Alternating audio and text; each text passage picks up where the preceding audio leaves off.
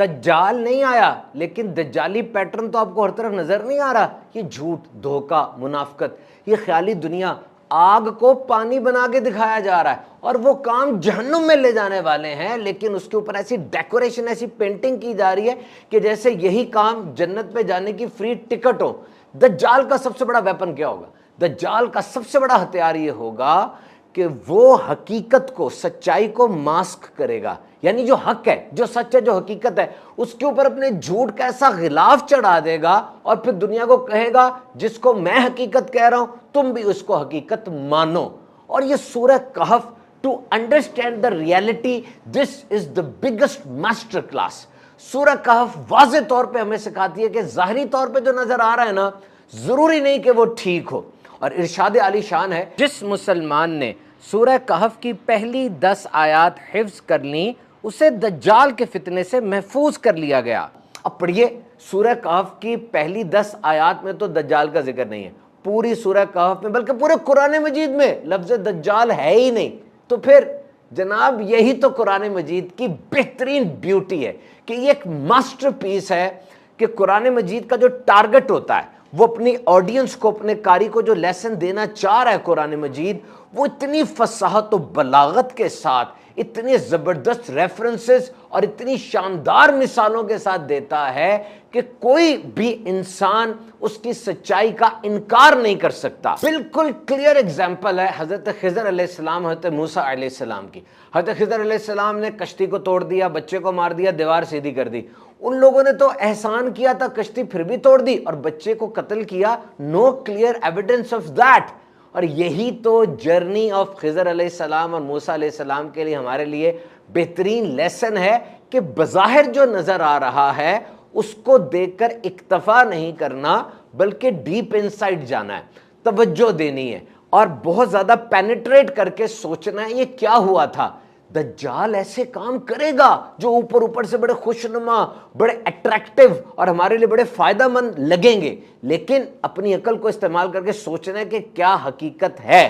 اور اگر عقل کی سمجھ میں نہیں آ رہا اور اللہ کا حکم آ گیا تو عقل کو بھی پیچھے کر دینا ہے، اللہ کے حکم پر لبیک کہنا ہے، وہ ماننا ہے.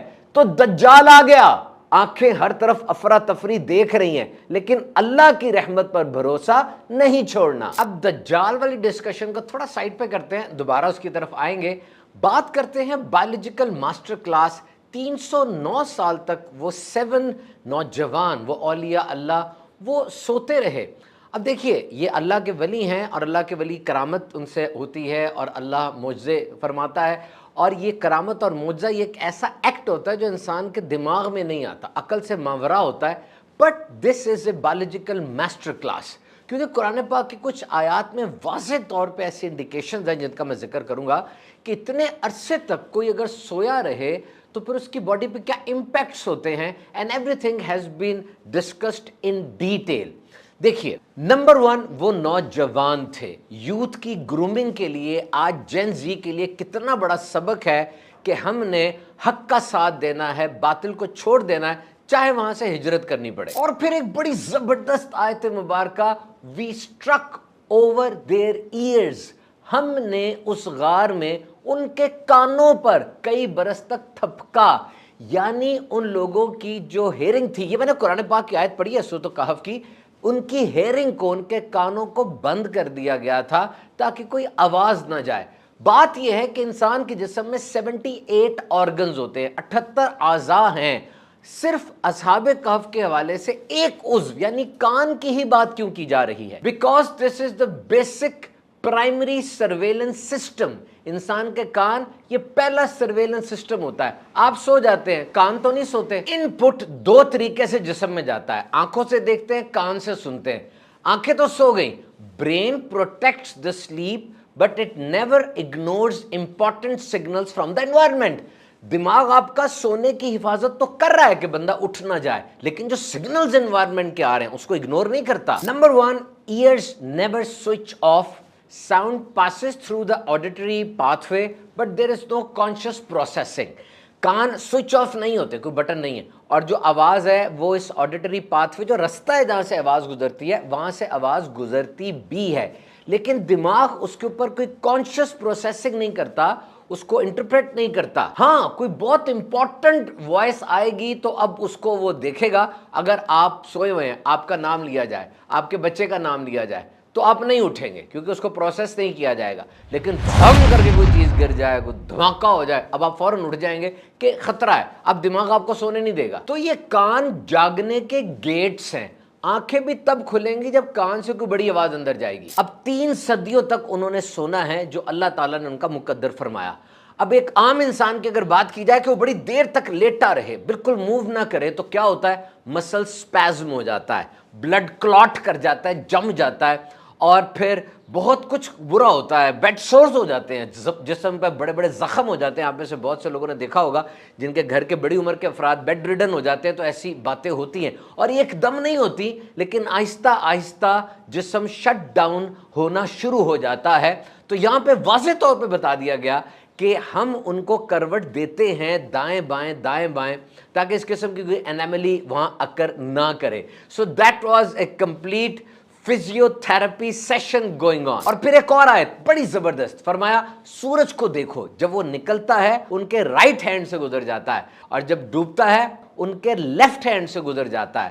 اب یہاں پہ کتنا زبردست ایک میڈیکل سیکرٹ بتایا جا رہا ہے کہ ایک انسان, عام انسان جو ہوتے ہیں, اگر انہیں سورج کی روشنی بالکل نہیں مل رہی تو وائٹامن ڈی کی ڈیفیشنسی ہو جائے گی, اور اگر انہیں بہت زیادہ سن کا ایکسپوجر مل رہا ہے تو ظاہری بات ہے ان کے جسموں کو نقصان ہوگا.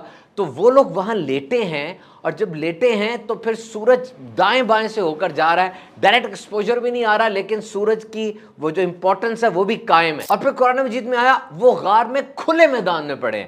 HVAC کا آپ نے پڑھا ہے, سرچ کیجئے, ہیٹنگ, وینٹیلیشن, ایئر کنڈیشننگ, یعنی یہ ہوا کا گزر آنا جانا, یہ انتہائی اہم ہے انسان کے زندہ رہنے کے لیے. اور وہ جو وہاں پر سوئے ہوئے ہیں ان کے لیے اس چیز کا بھی خیال رکھا جا رہا ہے. So every set up was there with 100% accuracy. اور اب آئیے دوبارہ سورہ کہف اور دجال. دجالی پیٹرن کیا ہے کہ دجال کہے گا میری بات مان لو گے, میرے کہنے پر چلو گے, میں تمہیں عیش و عشرت دوں گا, خوب دولت کی فراوانی ہو جائے گی, دنیا میں تم عیش کے ساتھ رہو گے. جو اس کی بات مان لے گا واقعی اس کے جانور بہت زیادہ گوشت والے ہو جائیں گے, بہت دودھ دیں گے, ریسورسز ہوں گے, اور جو بات نہیں مانے گا وہ قحط کا شکار ہو جائیں گے. تو اصحاب کہف کے ساتھ اس کو ریلیٹ اگر کریں, اس دور میں بادشاہ تھا, نام تھا دقیانوس. اس نے بھی یہی کہا تھا کہ میری بات مانو. وہ مشرک تھا اور لوگوں کو اپنی عبادت پر مجبور کیا کرتا تھا, اور لوگ جو مان جاتے تھے انہیں انعام و اکرام سے نوازتا تھا, جو نہیں مانتے تھے انہیں سزائیں دیا کرتا تھا. اصحاب کہف نے ان کی بات نہیں مانی. وہ اس کا ایک محل تھا, he was having a palace, جس کے اندر یہ آفر تھی. انہوں نے اس محل سے ہجرت کر لی. یوں سمجھ لیجئے کہ وہ محل کمفرٹ زون تھا. جو اس محل میں رہ کر اس محل والے کی بات مان لیتا وہ بچ جاتا, دنیا کے اندر اس کو بڑے عیش و عشرت مل جاتے, لیکن اس محل کو چھوڑنا بڑا ضروری ہے. اور آج کے دور میں وہ محل کیا ہے؟ وہ آپ کا کمفرٹ زون ہے, وہ آپ کا کیریئر ہے, وہ آپ کا پلیٹ فارم ہے, وہ آپ کا سوشل میڈیا ہے, جہاں پر بڑا پیسہ ہے اور بڑی شہرت ہے اور بہت کچھ وہاں پہ فالوورز, لائک, شیئرز وغیرہ سب کچھ بہت زیادہ ہے. لیکن وہ بھی دجال کی طرح اور دقیانوس بادشاہ کی طرح ایک غلط آفر ہے جس کو نہیں ماننا. اور آج آرٹیفیشل انٹیلیجنس اپنی مرضی کا سچ کریٹ کرنے کی طاقت اختیار کر چکی ہوئی ہے.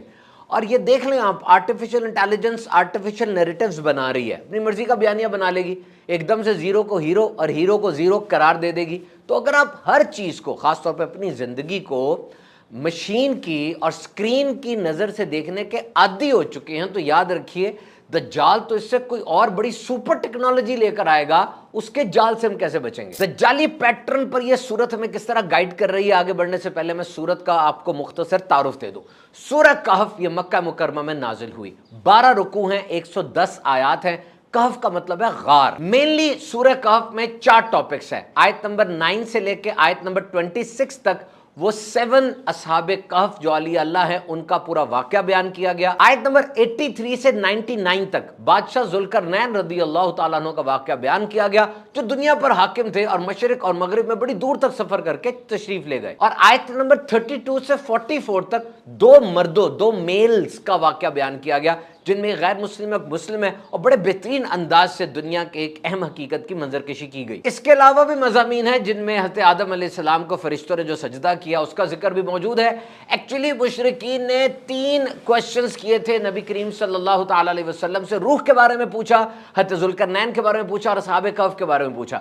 روح کے بارے میں جواب سورہ بنی اسرائیل جو سے پہلی صورت ہے اس میں دے دیا گیا، اصحاب کہف اور ذوالقرنین رضی اللہ عنہ کے بارے میں جواب وہ سورہ کہف میں دیا گیا۔ دجال دنیا کے تمام وسائل پر قبضہ کرنے کی کوشش کرے گا اور پھر منوپلی بنا کر لوگوں کو صراط مستقیم سے ہٹائے گا، بتائے گا، ریسورسز اس کو ملیں گے جو میری بات مانے گا۔ سورہ کہف کے اندر جو 2 مردوں کی مثال دی گئی، ایک غیر مسلم ہے ایک مسلم ہے، اور جو غیر مسلم ہے اس کے پاس کھجوروں کے باغ ہیں، اس میں انگور بھی ہیں، بیچ میں نہر بھی چل رہی ہے، سونا چاندی کنبہ قبیلہ بہت زیادہ ہے، اور وہ جو مسلمان ہیں وہ اللہ پر ایمان رکھنے والے خدا ترس بندے ہیں۔ یہ جو غیر مسلم ہے اس کو پیداوار بھی بہت زیادہ ہوتی ہے۔ ایک دن یہ اپنے مسلمان بندے کو ساتھ لے جاتا ہے اور باغ میں جا کر کیا کہتا ہے، نمبر 1 میرے پاس قبیلہ ہے، کنبہ ہے، مویشی ہیں، بہت زیادہ فصلیں ہیں، پھل ہیں، اور میں بہت امیر ہوں۔ نمبر 2 میں قیامت پر ایمان نہیں رکھتا جو تم کہہ رہے ہو، اور اگر قیامت آئے گی بھی تو میں قیامت میں بھی اچھی جگہ پر ہوں گا جیسے میں اس دنیا میں اچھی جگہ پر ہوں۔ یہ بات سن کر جو مسلمان ہیں، خدا ترس ہے، ایمان والے ہیں، وہ کہتے ہیں میں تجھ پہ حیران ہوتا ہوں کہ وہ رب جس نے تجھے نطفہ سے انسان بنایا اور انسان کے بعد تجھے ایک عقل دی، تو کیوں اس کی نعمتوں کا شکر ادا نہیں کرتا؟ یہ سب کچھ پلٹ سکتا ہے۔ اور پھر ایسا ہی ہوا، وہ جو بندہ اتراتا تھا، متکبر تھا، غرور کرتا تھا، بجلیاں گریں، اس کا سارا کھیت کھلیان سب تباہ و برباد ہو گئے۔ اور آج اس دجالی پیٹرن کو دیکھیے، ہر جگہ پہ دولت کو ہی عزت کا معیار بنا دیا گیا ہے۔ یاد رکھیے، اگر آپ کی ذات کی قیمت اثاثوں سے جڑی ہوئی ہے تو وہ بندہ جو معیشت پر کنٹرول کرتا ہے وہ آسانی سے آپ کی ذات کو ہیک کر لے گا، چاہے وہ دجال ہو یا دجال کا کوئی بھی شارٹ ورژن ہو۔ اور پھر دجال میکسیمم ورلڈ پر قابض ہو جائے گا، اس کے پاس حکومت آ جائے گی۔ اور یہاں حضرت ذوالقرنین رضی اللہ تعالیٰ عنہ کا واقعہ کہ آپ پوری دنیا پر حاکم تھے، مشرق تک گئے، مغرب تک گئے، لیکن اتنی شان و شوکت، اتنی بڑی سلطنت کے باوجود آپ نے اللہ کے بندوں کی مدد کی، کمزوروں کا ساتھ دیا یاجوج ماجوج کے خلاف۔ So it means that when you have been given authority, when you have been given this much wealth, it's a trust and you should help the needy, the poor۔ اور ہاں، حضرت خضر علیہ السلام والے واقعے کو تھوڑا سا میں ڈیل کرتا چلوں۔ وہ جو کشتی آپ نے توڑی تھی نا، وہ 10 بھائیوں کی تھی، اس میں 5 اپاہج تھے، اور 5 سارا دن روزی روٹی کمانے کے لیے کشتی چلاتے۔ کشتی جس جگہ جا رہی تھی نا، وہاں کا بادشاہ بڑا ظالم تھا، وہ ٹھیک کشتی کو دیکھ کر اس پہ قبضہ کر لیا کرتا، جو کشتی تھوڑی ٹوٹی پھوٹی ہوتی اس کو چھوڑ دیتا، تو 4-5 تختے گر جائیں چل جائے گا، کشتی تو باقی رہے گی نا۔ اور وہ جو بچہ جس کو قتل کیا گیا وہ پیدائشی مشرک تھا، اس کے والدین بڑے نیک تھے، اور گمان تھا کہ وہ بچہ بڑا ہو کے انہیں بھی گمراہ کر دے گا۔ اور پھر اللہ نے انہیں بیٹی دی جو نبی کے عقد میں آئیں، اور پھر ان کی نسل میں اور نبی ہوئے جس سے ایک امت کو فائدہ ہوا۔ اور وہ جو دیوار سیدھی کی تھی وہ 2 لڑکوں کی تھی، اسرم اور سریم کی۔ ان کی 8ویں 9ویں پشت میں جو باپ تھا وہ بڑا نیک تھا، اور انہوں نے ایک خزانہ اس دیوار کے نیچے چھپایا تھا، اگر وہ دیوار گر جاتی وہ خزانہ دب جاتا۔ آپ نے دیوار ٹھیک کر دی، حالانکہ ان لوگوں نے مہمان نوازی نہیں کی تھی، دیوار ٹھیک کر دی تاکہ بچوں کو، یتیموں کو وہ خزانہ مل جائے۔ اور اس واقعے سے میں 3-4 سبق بھی ملتے ہیں۔ شارٹ ٹرم بینیفٹ کے لیے کبھی لانگ ٹرم بہترین بینیفٹ کو اگنور نہ کریں۔ تھوڑا سا فائدہ مل رہا ہے لیکن فوراً مل رہا ہے، چھوڑ دیں، آگے تھوڑی سی مصیبت اور کاٹ لیں، لیکن بڑے فائدے پر اپنی نظر رکھیں۔ آپ جس سفر پہ جا رہے ہیں اگر مشکلات نہیں آ رہی، ہارڈ شپس نہیں آ رہی، یاد رکھیے گا آگے انعام بہت چھوٹا سا ہے۔ اور پھر حضرت خضر علیہ السلام حضرت موسیٰ علیہ السلام کے ساتھ طے ہوا تھا کہ وہ کلام نہیں کریں گے، کلام کریں گے تو پھر جدائی ہو جائے گی۔ اس سے یہ سبق ملتا ہے اگر آپ کے ساتھ کوئی ہے اور جدائی کی صورت بڑھ گئی ہے تو ایک دم سے اس کو جدا نہ کریں، بلکہ 1-2-3 چانسز ضرور دیں۔ ہم ہر جمعے کو سورہ کہف پڑھتے ہیں، ہمیں یہ حکم دیا گیا کہ سورہ کہف 2 جمعوں کے درمیان نور ہے۔ ایکچولی جس معاشرے میں راہ جا رہا ہے، جو میں نے ایکسپلین کیا، وہ ایک دجالی پیٹرن ہے، دل پہ دماغ پہ گند مٹی چھا جاتی ہے۔